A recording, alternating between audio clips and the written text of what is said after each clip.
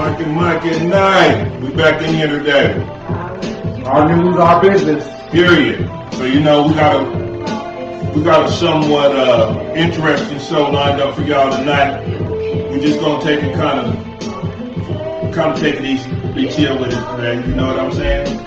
But before we get to that, we got my man in here today, and my man want to send a long distance shout out, so I'm gonna go ahead and let him do that. Already, I just want to give that shout out to Control Chaos Printing out of Little Rock, Arkansas. You do not have to be in Arkansas to acquire these amazing printing services. So go ahead and hit them up at Chaos Printing or ControlChaosPrinting.com. Right on, appreciate that. Just a little bit of out of town love, but we keep getting that home cooking. Already. So with that home cooking and with that said, Jabbo's Barbecue one more time. Jabbo. Shay's out there. Shay's Beauty Salon, Beauty Shop, to let the queens look like the queens that they are. They'll give you all of the procurements that you may need for that. Right there off of Abilene and Mississippi. So we want to thank you guys for tuning in once again on another Mike and Mike at night. You see my man standing in again. We have people asking about where's this person, that person, where's the show at? The show's right here, the man's right here. This is Mike and Mike at night, our news, our business. If you're here at nighttime, you're here at the right time. You understand what I'm saying? So check this out. We're going to get into some deep stuff today. I want to make sure that I give everyone enough time to comment if they need to comment, or give us some feedback if they need to give that feedback. I'm open to anything, but I want to do this more like just asking questions, because there's some things. Of course, this is Self-Improvement Thursday. This is what we do on Thursday. We talk to the black community, how we can better ourselves as black people. You know that we stay on our motto, which is love, support, and protect, so we do that all day long. I have to remind myself of that with some of you Negroes that I deal with from day to day. Love, support, and protect. That's what we have to do. We have to take care of our own. We have to love our own, and we can't be indifferent to our brothers and sisters who are out there. So that's why we always shoot out these businesses every day. If you guys have some businesses that you want to shoot out, most definitely put those in the comments. We'll get to you. We'll reach out to them, and we'll make sure that we have them on the show if they want to be on the show. So without I do want to shoot out also TT's Creations, keeping those t-shirts popping. I also want to give a shout out to Coda Empress and her body beers and body butters. You know, she came in here with those. My man Shaquille came in here. He shut it down with the t-shirts. He had said he had a lot of different clients that he dealt with in the rap game, so we want to send a shout out to Shaquille as well. We appreciate you for being on the show, brother. But just give us a second so we can get all these thoughts and get everything and get everybody in here so we can have a good time tonight. How does that sound?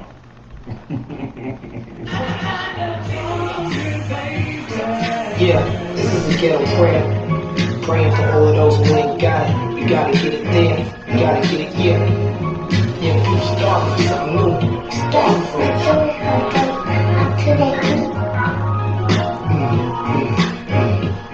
Did you have fun at school today, Trina?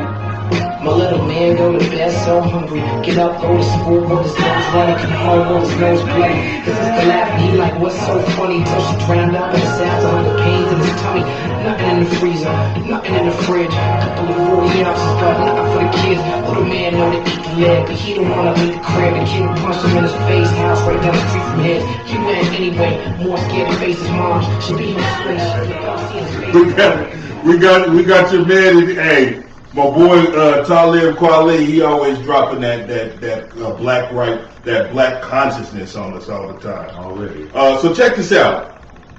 Me and my man were having a conversation, and we just wanted to pose it in the way of questions and asking you guys a few questions out there about reparations versus what we have already received or what some of us have received from the government. Right. So when I talk about that, what we have, some of us have received, I'm talking about reparations versus the government assisted program. Now, I do want to say this. I've done some research, so it's not like I'm just coming in here and don't know what's going on. But I did some research on this. And they say that if we were to receive the reparations that we were due from the United States of America, that it would work out to, they say there were certain people that they would exclude from receiving these reparations. And the people they said that they would exclude were people who were at least 0.5% white or that were not descendants of slaves. So they're from Africa or they're outside of the United States. So every person of color wouldn't actually receive these reparations. I didn't know that. You put me up on something. Okay, so everybody, and I'm just saying that the model that they had suggested, now there are different models, but in one of the models, they said that this is who the reparations wouldn't be for these people. And of course, we haven't been approved for anything yet. Exactly. So there's that. So of the slave descendants, they said that they would then owe us $500,000 each. Okay? Now, before I get into whether or not that $500,000 is sufficient for what we've had to go through, not only the backlash of slavery and of racism, but what our ancestors had to go through, I think that number is quite small. Absolutely. However, I would take 500, $500,000 right now. I would definitely take it and be happy with it. But this is what I do want to say. We have, I just want to question, we have certain people within our community that have received assistance from the government in the way of the government assisted programs, Section 8, and welfare. What would you? And for some people, they've been on it for a very long time. So when you take that $500,000 number, it's actually exceeded that. When you figure that the rents specifically in our region are sky high. I mean, you can't rent anything where we're at below $1,200, $1,300 a month. So when you consider that the government's paying 70% of that is going to be subsidized, it still doesn't. We far exceeded our 500,000. Oh, to a certain extent, because I did do the numbers on that, and I would say that anywhere from 15 to 20 years, if you were to receive government assistance in the way of Section 8 and food stamps, the Section 8, if we average the rent out at about anywhere from $15,000 to $17,000 over a 15 to 20 year period, it works out to be somewhere in the neighborhood of $360,000. Oh, okay. $360,000. Not too far off. Not too far off. But we also have to add in the food assistance. Right. So if we look at the SNAP benefits program and we say, well, over a 15 to 20 year time period, if you were to receive anywhere in the neighborhood of $350 to $500 per month in food assistance, that would work out to somewhere in the neighborhood of $60,000. Okay. So what we will be looking at then is probably a payout from the government to the government assisted programs, i.e. Section 8 and the SNAP benefit program, upwards to probably about $450,000. Now this is where you may be right. When we take in also, because one thing we're leaving out in that is the medical assistance as well.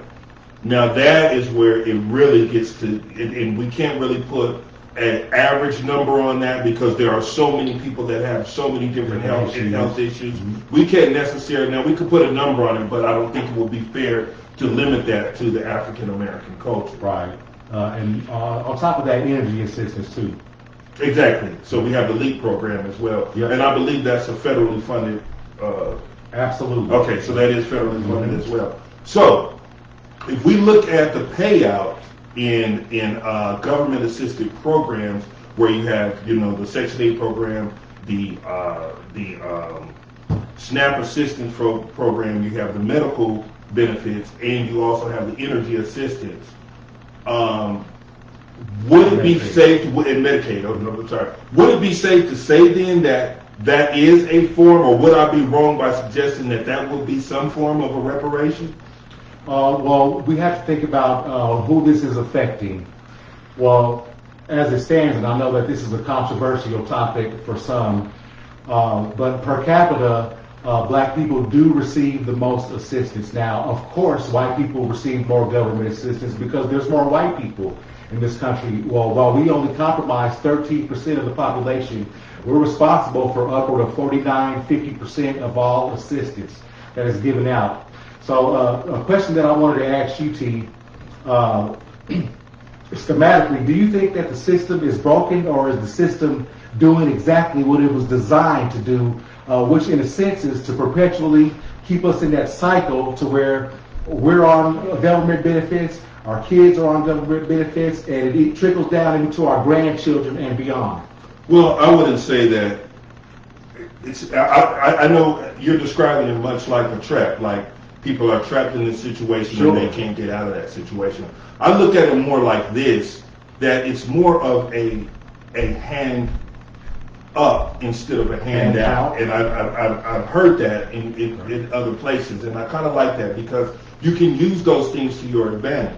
You know, if we were to actually receive the 500,000, how much of us would, on this end, be responsible enough with that 500,000 that we received Right. in reparations to respect the people that were responsible for us getting that, or who had to take the brunt of that backlash from the whites that are here in America. Absolutely. So I don't know if we would honor them as much, because I know that a lot of people, if they did get $500,000 in reparations, a lot of it will be spent on Jordans, rims, hair weave, okay, nails, Hennessy, absolutely, lots of weed. marijuana. Yeah, so I don't know if all of us collectively will be as responsible with that as we necessarily, or that we should be. And I'm not speaking of, and I'm not trying to say everybody in saying that I'm better than everybody else, because I know that I would be in, I might get a little taste of Hennessy or something. No doubt, no doubt. But what I'm saying is this: do you think, as a community, we will be responsible for what we received in the way of reparations? And that's my question for you. Well, I remember, I go back to an old Dave Chappelle episode where they did, in fact, receive the reparations, and Cadillac set a new high on the Dow Jones. People were buying up all types of chicken and outfits and gold chains and things of that nature. So I do think that there's some truth to that. Now, absolutely, there's going to be responsible black people who will take that money, invest it into their homes, their children's future, college funds, into their own businesses, even the stock market. But some would suggest that these are the black people that probably don't need this assistance right now anyway. Right, and I would But they're tend to doing agree. fine without reparations. Well, to this point, we've gotten to this point without them. Now, albeit they were promised to us, and we never received them, so we've always been behind the eight ball, so to speak. So it's going to take a lot for us to overcome that, but with love, support, and protect amongst one another, that's absolutely possible. Okay. Now, being a former member of the armed forces, I have, been with a lot of soldiers, and I've seen a lot of soldiers, especially when I was in San Diego. They had a lot of different. That San Diego has a very large homeless population. A lot of those homeless people in San Diego are veterans. So I would ask this question: do you think it's fair then that people that have fought for this country and have put their lives on the line for this country, that it doesn't seem like they get what they are due in the way of, Section 8 housing? I'm not saying that they don't get it, but what I'm saying is that they're not. You get what I'm coming Well, I from? think it's fair, not necessarily, but we're also not going to value one black life over another. Meaning, if you're homeless or an alcoholic, or you're a businessman and you wear a suit every day, and you're a CEO of a business, all those lives are important and do matter. And not to disrespect the Black Lives Matter movement, but we're talking about Black lives here. So you're saying black people that receive benefits and people that don't, they're equally as important They are equally as important, but I do think that there should be some sort of responsibility and accountability when you do receive those sort of benefits. And what I mean Like by what? that is, for instance, selling your food stamps, having men staying with you, eating up your kids' food that was meant for your food. When you are getting enough that it should last you all month, but you got this man who is not even your child's father at your house eating up all your food. Now, mind you, you're eating good. You're eating the Pop-Tarts, not the Toasties. You're eating Frosted Flakes, not Corn Flakes, and things of that nature. Lobster, and not fish sticks. Hold on 1 second. I want to get to this comment. Okay. This Lori here, she says public assistance is means-based. Your income, not your race, determines your eligibility. And I just want to address that real quick because that's an excellent statement. Though it is means-based, what I guess my question is what should determine whether or not you should be able to receive and I think you had something that you were saying, you had a question that you wanted to say that kind of linked to that a little, or contributed to that a little bit. I'll just contribute to this statement. Well, you say it's means-based, and it is, but who tends to be the people that has the lower means? That will be us. So in a way, it is somewhat race-based when it affects us disproportionately. Okay, and what would necessarily qualify you for receiving this assistance?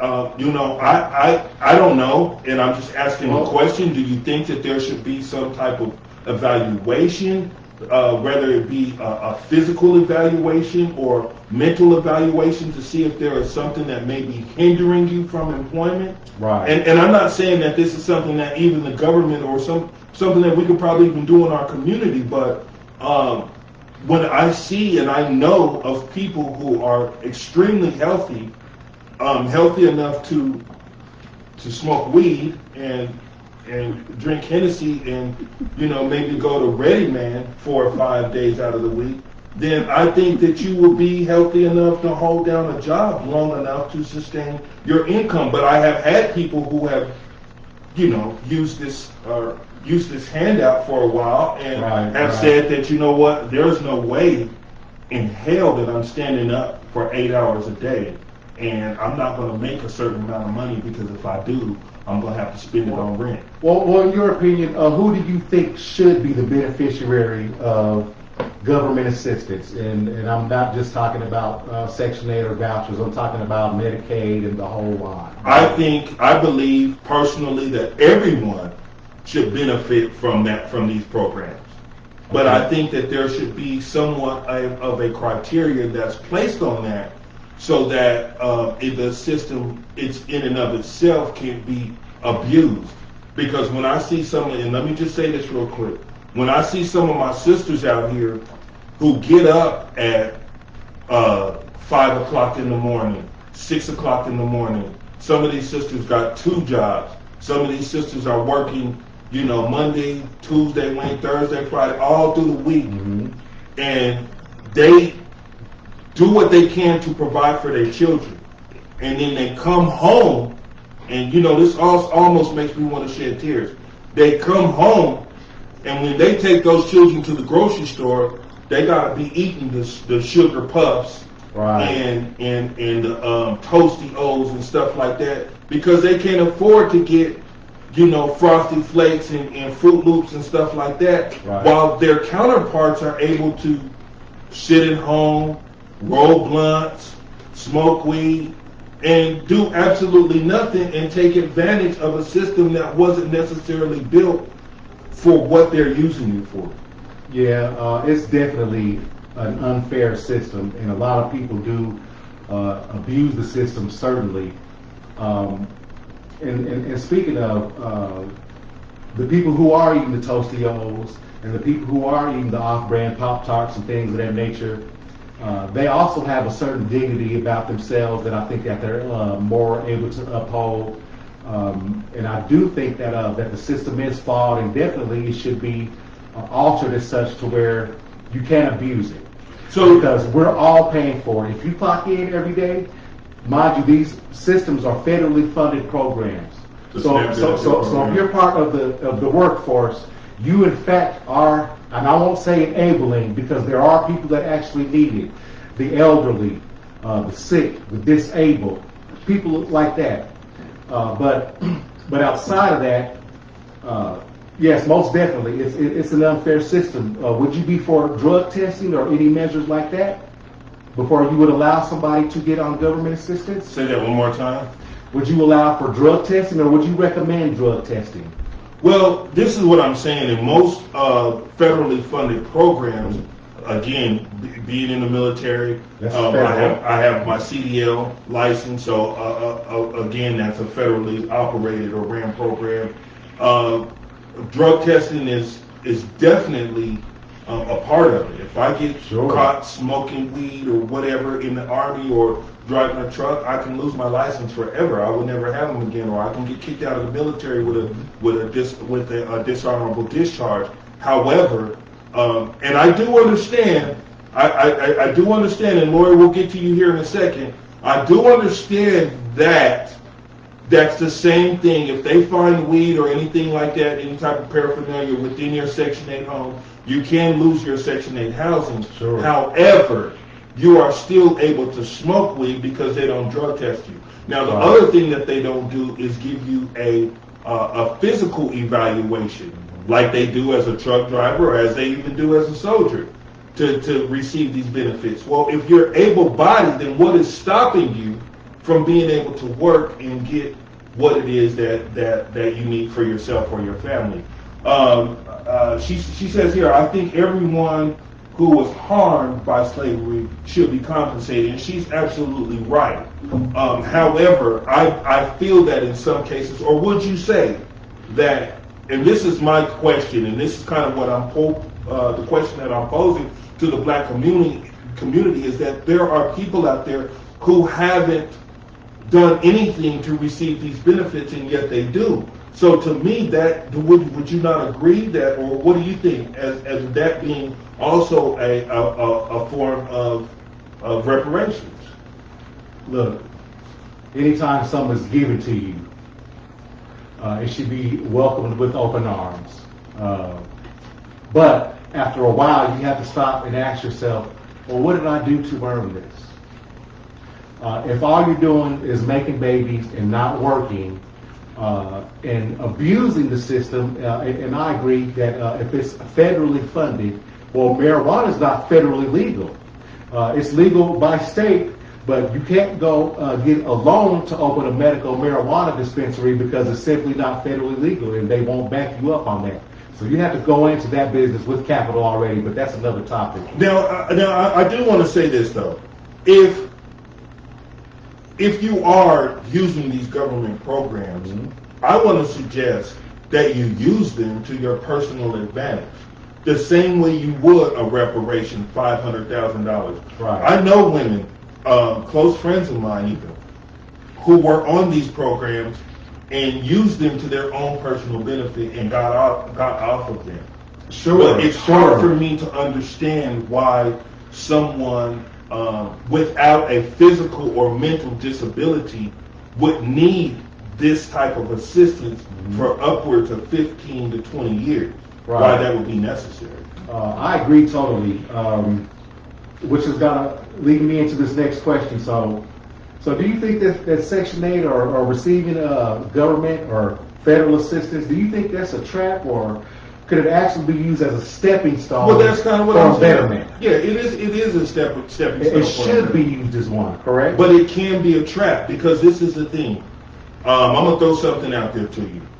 If you have a teenager, and we all know how teenagers are, that lives in your home, and you buy him Jordans, feed him every day, make sure he has a warm place to stay, and you require nothing of him. You don't make him get up and go to work. You don't make him clean the kitchen. You don't make him pull weeds out in the yard, and you just give him free money every month. What do you think it would take for that teenager to just get up one morning and say, you know what, I'm tired of my mother and father always giving me these Jordans and giving me this money every day. Right. I just want to go out and work and earn my money on my own. Now, there are some teenagers that would say that.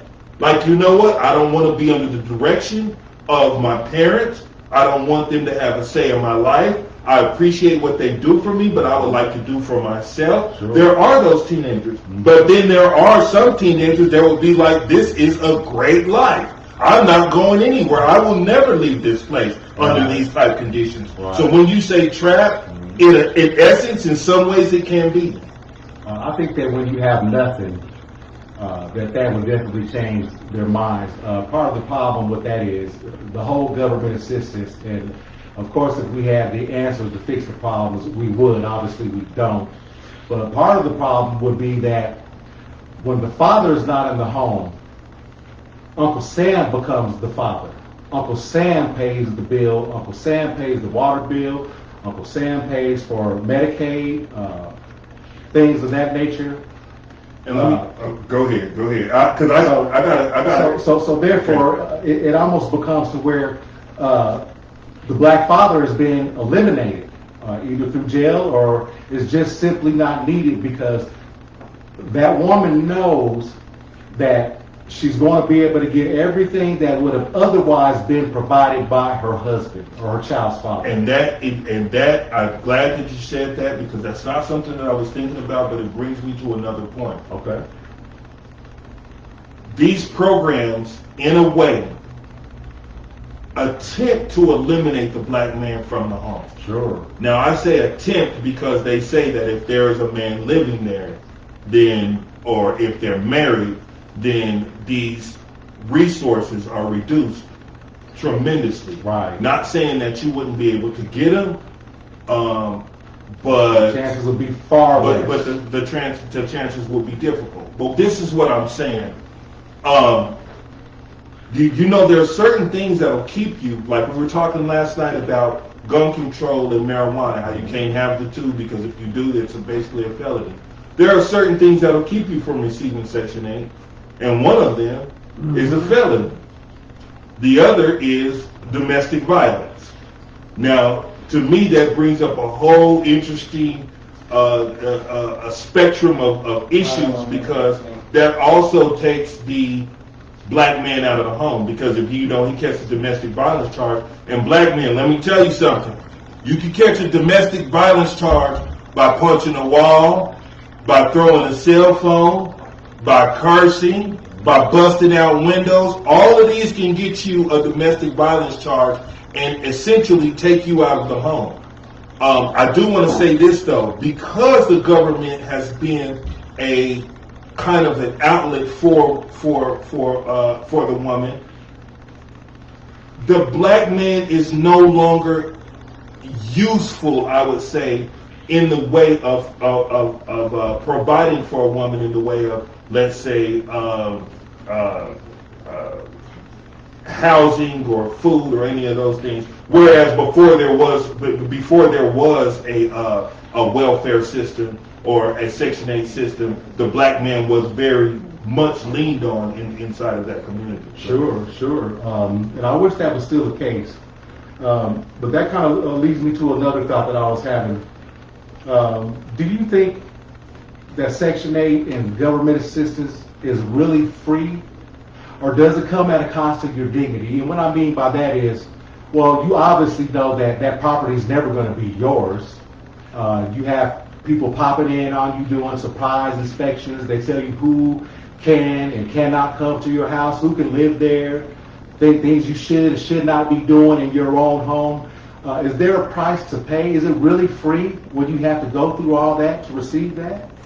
No, and I just want to say something real quick. Deborah Clark, she said, be careful now. Some single mothers have held it down. No uncle, nobody.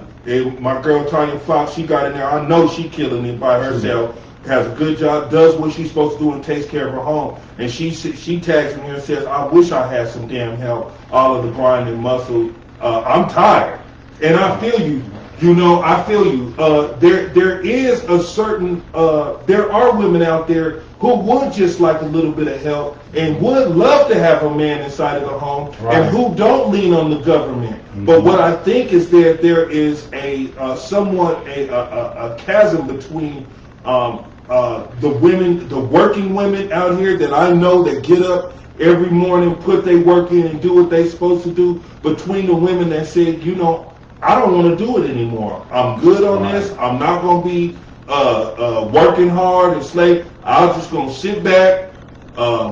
What's my man's name? The one that tells women how to get men? Steve Harvey? Yeah. I'm going to sit back and roll me a blunt and watch me some Steve Harvey and just figure out how I can get me a good man up in here.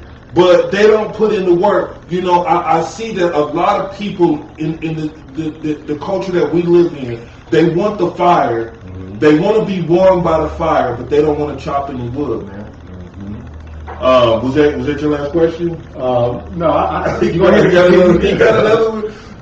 It's still all related, and to your point, Tommy Gold Fox, we're not talking about all black people. Mind you, there's only a certain segment of the population, and I read some statistic earlier today where probably 48% of black people could actually qualify for these benefits, but we don't take the time to do it. And a lot of that, I think, has to do with some of us being not wanting to accept help or...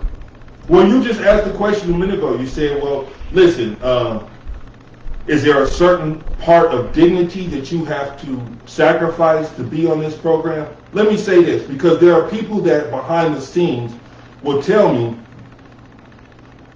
oh, ain't nothing wrong with getting this, you know, I need this assistance, and I'm going to take it, and the government, quote unquote, owes me this, and I don't feel ashamed about none of that. Let me say this to those people real quick.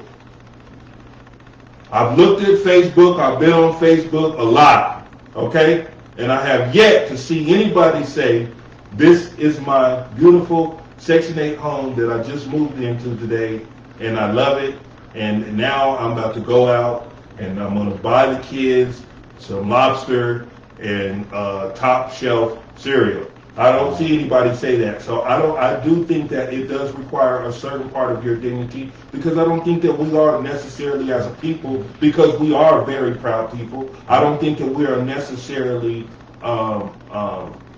proud of having to take or use these resources. And that's why 48% of us who could actually qualify don't even seek the assistance. To your point. Mm-hmm. You had something else. I did.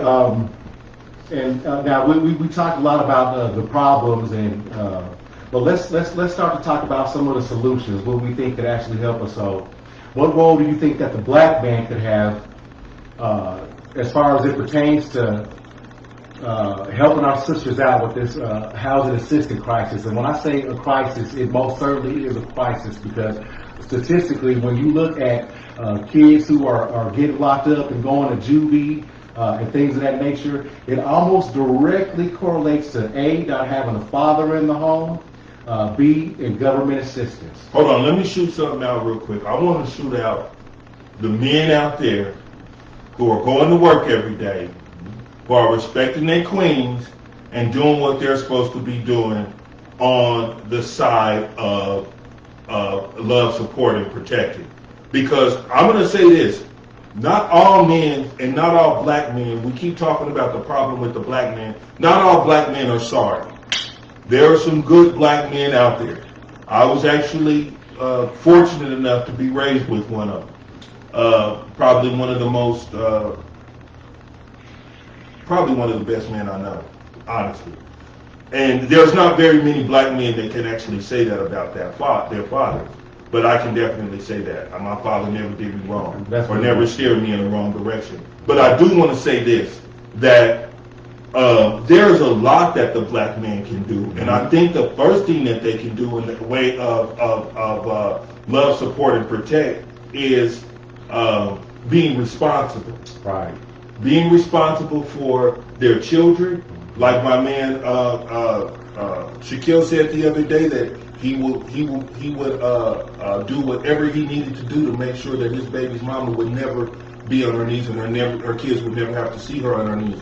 What I'm saying is be responsible for that woman that you have had a child with, and it's not always in the way of being in a relationship with her as Right. much as it is making sure that she doesn't have to worry about Right. providing for the children. No doubt. I also want to say this, that the other thing that the black man can do is be responsible not only for others, but be responsible for himself. Sure. And when I say be responsible for yourself, what I'm saying is this, not going out there and doing things that you know is going to prevent you from being able to provide for your family. Now, listen, you guys, I'm not saying this to try to dog anybody or put anybody, because I've been, in about every conversation that I've had, I've experienced every different level of it. But what I would say is this, when you out here, when all you want to do is, drink active food and play video games at home, you know that you're not going to be providing a good place to live for your family, if that's all you want to do. I'm not saying there's anything wrong with video games, but I'm saying if that's all you want to do. Let me get to these comments real quick. She said a lot of these women are single mothers. I don't know why any men in the community, I don't know any men in the community to help lend a big brother hand. Each one teach one to reach one. I got that. Clark, I don't either. However, if there are reparations, have some who receive assistance for long periods of time get reduced reparations. And that kind of was my point as well. Tanya, I see what you're saying as far as each one teach one. We do need to be responsible, because that's what I was going to say. We need to be responsible for our woman or the woman that we've had children with. We have to be responsible for those children. We have to be responsible for ourselves. And in turn, we have to be responsible for our community, which means that we put good products back into the community and not ones that have been sitting around watching somebody use the system and smoke dope all day. Right. But anyway, yes, I believe that if you have received that government assistance for upwards of 15 to 20 years, then reparations definitely should be reduced. Makes perfect This was, we went a little bit over today, and I don't know, we had a pretty good, we had a pretty good talk tonight. I hope nobody's mad at me, because I just wanted to come from a way of asking questions and not necessarily giving my own personal opinion, though I did that because I was asked a question. But I do still feel as though we have a long way to go within our community when it comes to the love, support, and protect. Ladies out there, you guys got to understand, and I just want to put this out there, men too, that they call themselves so-called abusing the system. You're going to get to retirement age, and you're going to need certain help that you haven't procured for yourself, and now you're also going to be limited to what the government feels is enough for you in the way of medicine or things that you may need. So it would behoove you, women, to find a way, use the system to your advantage, but find a way in which you don't have to use that anymore. Do you want to give some closing remarks? off top. No, I just want to say, again, appreciate you having me on today. Thought we did a pretty good show. Mike and Mike at Night.